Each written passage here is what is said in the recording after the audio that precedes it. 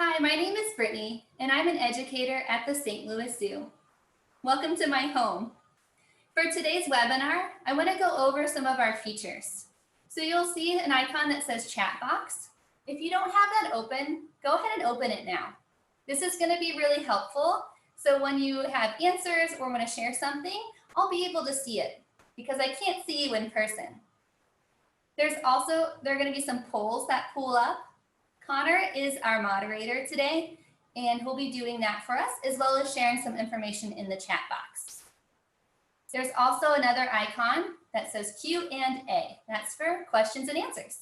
If you have any questions throughout the webinar today, please type them in there. Just know I won't be able to get to them until towards the end of today's webinar. Also, I'm sure you're probably noticing, I have a lot of items over here on the table. These are called biofacts, and I'm really excited to share them with you today. I will always let my participants know that here at the St. Louis Zoo, we love our animals and would never hurt any animal to get any item that we share with you. Now, I live in St. Louis, Missouri, and I'm curious to know where everybody is zooming in from today. In the chat box, go ahead and share where you're dialing in from, and also how many people are participating. I see we have Jerseyville, Maplewood, Granite City. Oh, awesome. Wow, it's really flooding in now. Nice. Oh, Massachusetts. Wonderful. Thank you all for joining me today. Wow, yeah, and keep dialing in or keep typing that into our chat box. We're going to go ahead and get started. Today's webinar is called Animal Features. Now, another word we can use for animal features, one you may have heard of, adaptations. I'm going to go ahead and put it up here. Adaptations are simply put anything that an animal has or does to survive in its habitat or home. Now, in a previous webinar that I did called Habitat Heroes, we discussed a lot about what animals need to survive. If you can think of one thing that they need, go ahead and type it in our webinar chat. I'm looking for 4 things total. I wonder if we all know them. What is something an animal needs to survive? I see water, food, shelter. Oh, excellent. Those are coming in so fast. Wonderful. It seems like maybe some of you took my last webinar. So they need food, water, shelter, space. Air is all around them, so oxygen is also important. But to find in their habitat, they're going to need those 4 things. Perfect. Now we're going to go a little bit deeper into adaptations, and we're going to break it down into 2 categories. So our first category we have is our physical category. And physical is going to be anything that is on the animal. Either they're born with this adaptation or maybe it grows there later in life. We also have behavioral. And that simply put is an action, something the animal does.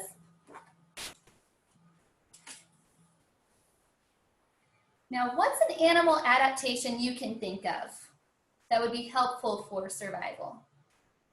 What's something you can think of that would help an animal survive?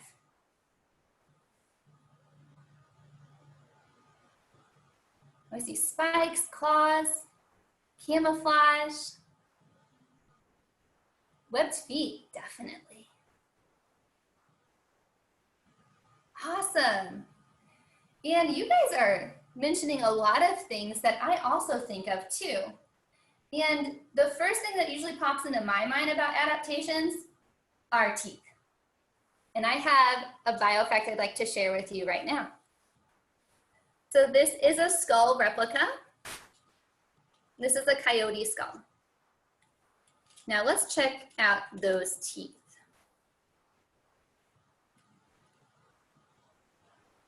So you'll notice the shape. They're very pointy, very sharp. And the canines, which we also have canines, they're just not this long. We know by looking at these teeth that this animal is a meat eater or carnivore. learn a lot about looking at teeth. Camouflage is something that pops into my head too, because camouflage is a very common adaptation. I bet you guys can think of many animal examples. One that I think of would be a white-tailed deer. Because they live in the forest, the majority of their body covering is a brownish color, their hair, so they can blend in with the trees around them. It's really hard to spot them, even though they are so large. And lastly, body covering can vary animal to animal. What are some body coverings you can think of? I just talked about how deer have hair, but not all animals have hair.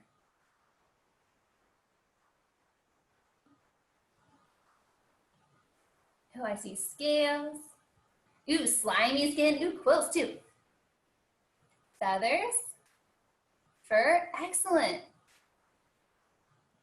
Yeah, there are so many different types of body coverings.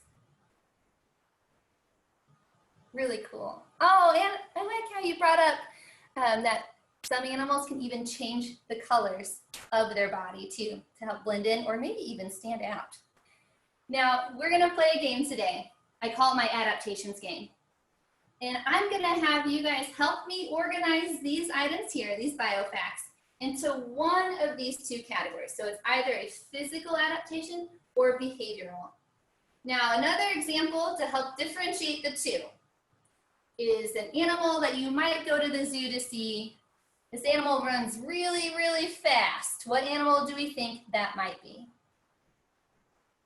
A fast-moving animal. Yep, cheetah. You guys are really fast at typing. Yes, and a cheetah's behavioral adaptation is that speed. It can find its food faster, chase after its food, and get away from danger. A physical part that helps with this speed has to do with their feet. Now, on a cat's paw, they have, at the ends of their toes, they have claws, and they can either retract them, pull them out, or pull them back in. So they can have this movement. So you can think about if you've ever been near maybe a pet cat, you've seen them move their claws in and out. Cheetahs can extend their claws, but as they come back in, they can't pull them all the way. It's called semi-retractable. Since they have a little bit of claw left at the ends of their toes, it helps with traction. Another way we can think about this is if you've ever worn cleats, like if you're a soccer player, or maybe you've seen track runners, they have spikes on the bottoms of their shoes. So that's just gonna help them to grip the ground a lot better. So even though there are two categories, they're gonna help the animal survive. Excellent.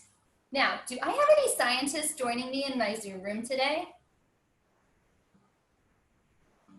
Are there any scientists out there? Have you ever asked a question or wondered something before? And if you answer yes to that, then you're a scientist. Science begins with a question. We use observations to gather data, and that just helps us come up with an answer or conclusion. Simple as that. So if you ask a question, you're a scientist. So we're going to use those observation skills today and practice them. I'm going to bring our first item up to the screen. What I want you to do is to observe it, maybe wait just a moment before giving your thoughts, because we want everyone to have the time and space to kind of think before we say our answers. And then I'm going to ask you if it's a physical or behavior, which category you put it in. If you're not sure, you can put not sure. We're all learning together. This is our first item.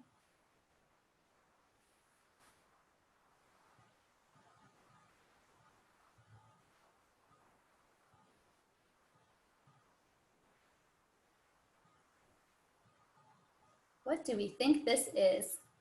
I see someone's like, what is that? Exactly. You can go ahead and type your thoughts. What do you think this is?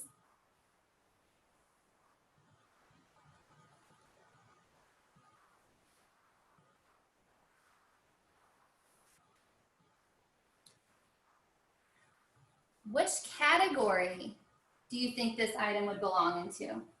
Physical or behavioral? Go ahead and type that in.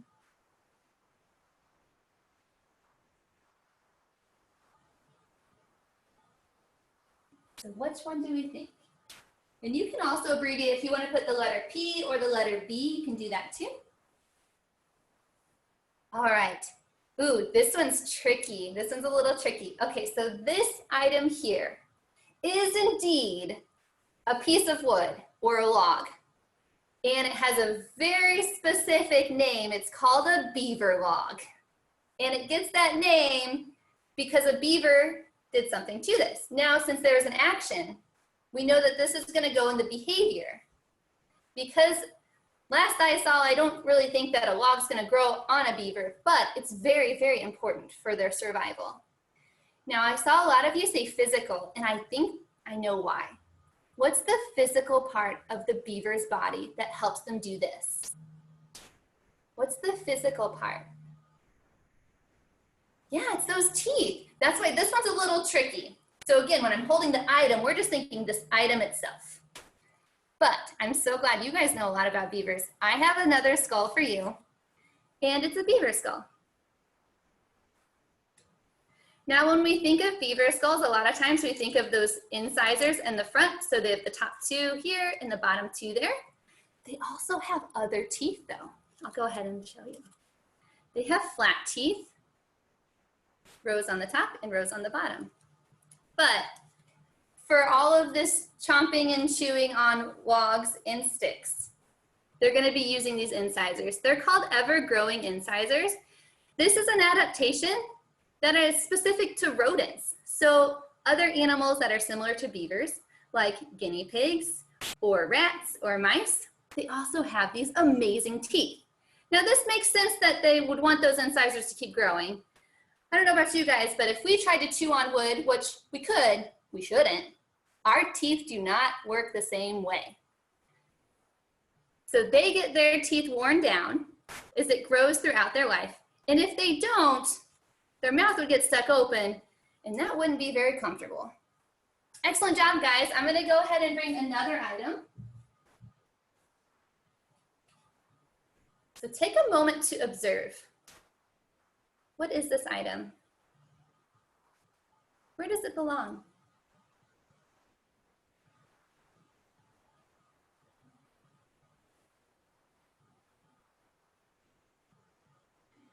Which category would you say this is a physical or a behavioral adaptation?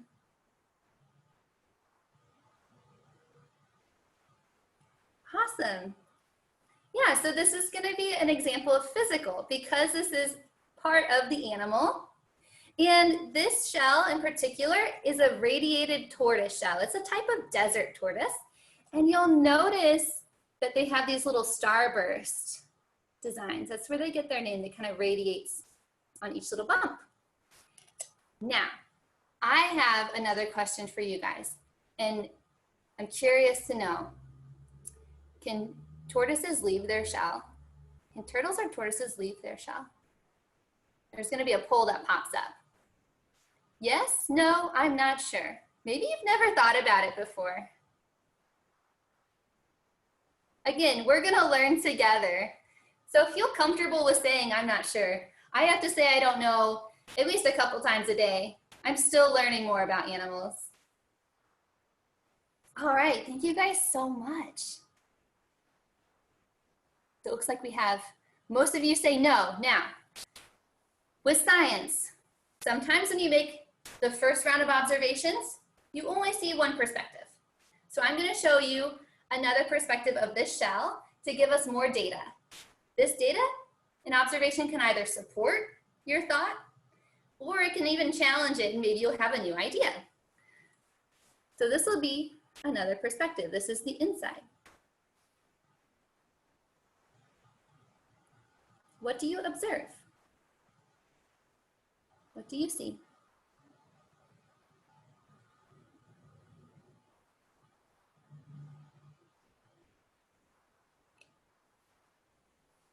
Excellent. Someone said spine. Yeah, there's a ridge, so it does look like a ridge running down. The backbone. Yeah, it is the backbone or spine, and it's connected to the shell. So if you take your hand and put it right in the middle of your back, you can feel your own backbone. And can you ever wake up in the morning, take your backbone, hang it up in the closet and say, I don't need you today?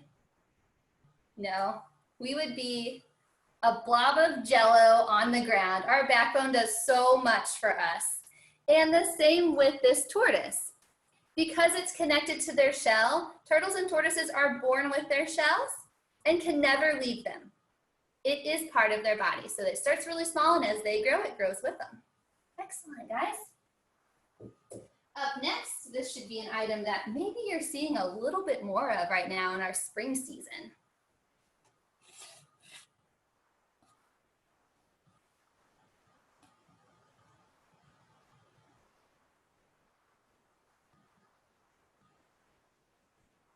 Excellent, yeah. It is a bird nest. Now, what category would we put this in?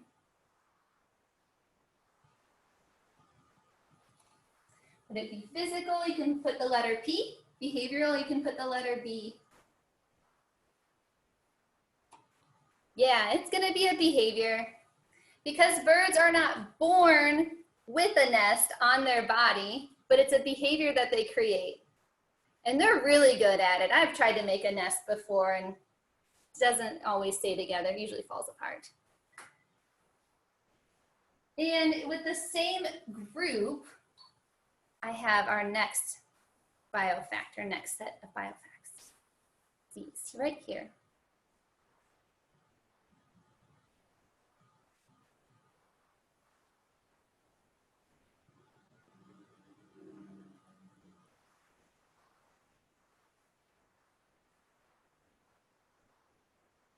All right, I see a lot of you are putting this in physical. Absolutely, because the items themselves are going to be on the bird's bodies. Now they can use them for different behaviors. Feathers can help either, like this is these are peacock feathers here, for attracting a mate, showing off, maybe scaring other animals away. Can also help with camouflage with their coloration, staying warm, or probably the main thing we think of with birds is flight. But speaking about flight, can all birds fly?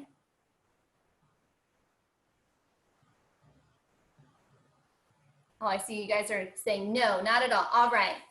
If you guys know a bird that does not fly, go ahead and type it in our chat box. What's a bird that you know that does not fly?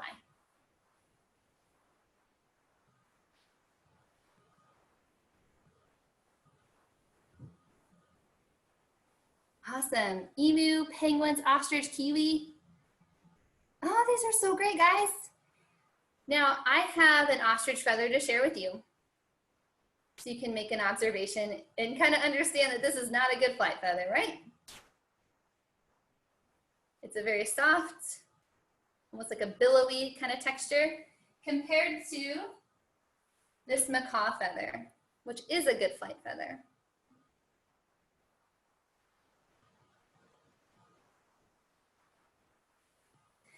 Now, we have a lot of different songbirds, especially in our spring season right now, and there are some ways we can actually help them too. So birds, most of our songbirds around here, they're really great flyers, and sometimes they might see the reflection or the reflection of a tree in a window and might accidentally run into it. We call that bird strike, and it doesn't always end well for the birds. There are ways that we can help by putting small strips of tape on windows. Connor's going to be sharing a link with more information about how to do that if you're curious to learn more about how we can help them. Another thing, since most of us are spending a little bit more time at home, and maybe you have some pets, and maybe you take them outside with you, which can be really fun. It's great for us to get outside and get some fresh air. But there's one pet in particular that are really adapted for catching small prey, and that's a cat. Now, I personally own 2 cats, so when I take them outside with me, I actually use a cat harness and a leash. And it might sound a little silly, and if you're wanting to try this out, it might take a little bit of training too to get your cat comfortable, but it's a great way so both songbirds and cats can enjoy the natural world and stay safe. Now we have time for just one more biofact. It's all the way over here in the corner.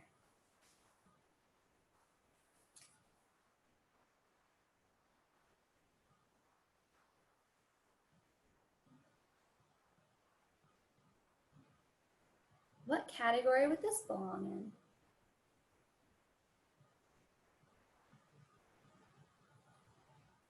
Yeah, physical. So this is a brown bear pelt.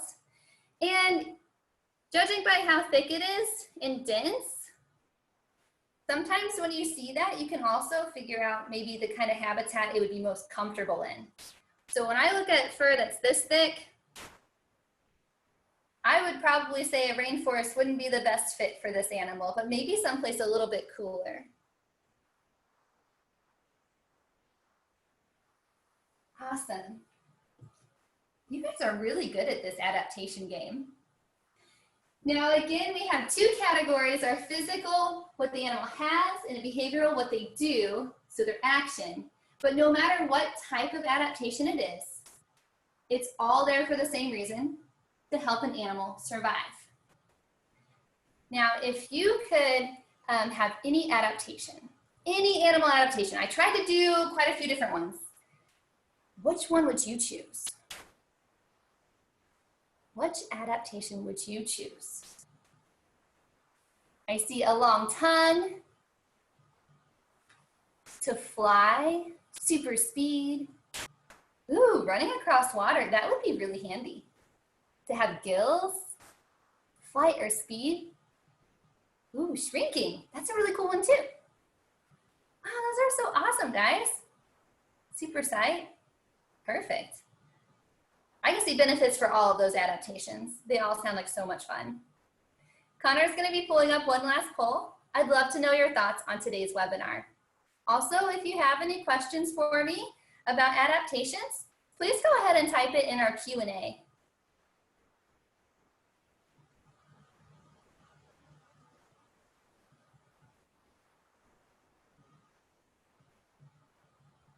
We'll give you a few more seconds to go ahead and review with our poll to give us your feedback.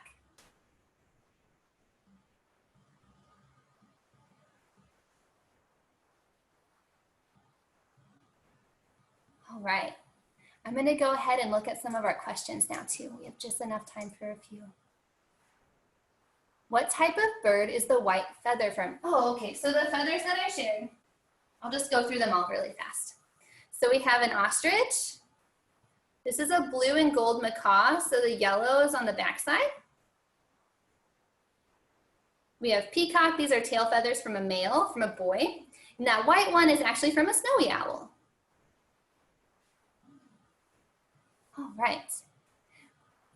See, how long do dogs live? That can vary depending on the breed. So sometimes in teens and sometimes a little less. Can also be something with genetics too. So it does vary depending on the type of dog and also health. Can flamingos fly? Oh, actually, this is such a great question because when I started at the zoo, I thought that flamingos couldn't fly. Because I always see them when they're, filter feeding in the water, and they actually can. And some even migrate far distances. It's just so fascinating the more we learn. Now we are out of time for questions, but there is a link. So if I did not get to your question, I apologize. Please share that question and email it to us, and we'll be sure to get back to you. Now, if you're curious to learn more about our animals, go to our website at STLZOOm.org. We have many resources, as well as some live animal cams. So if you're curious about what our animals are doing, go take a peek. It's really fun to watch. We do have a webinar tomorrow with Allison on biomimicry. So join us in our Zoom room at the same time. And if you're curious about that, you can find out more information on our website or on our Facebook page under events. We appreciate you tuning in and thinking of the zoo as we're all thinking about you during this time. Have a wonderful day, and I look forward to Zooming again with you soon. Goodbye, everyone.